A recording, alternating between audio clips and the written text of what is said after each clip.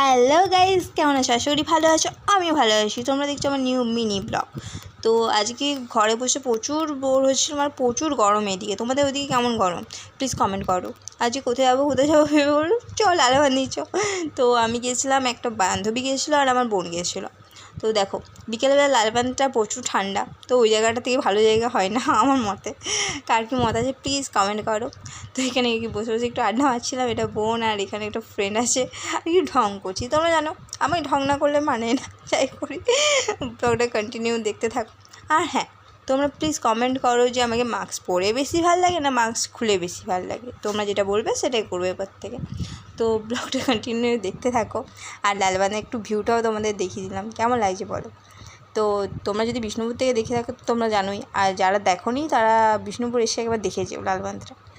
আর এখানে আমরা চা খাচ্ছিলাম, প্রচুর গরম। আর এখানে আসার পথে একটু লস্যি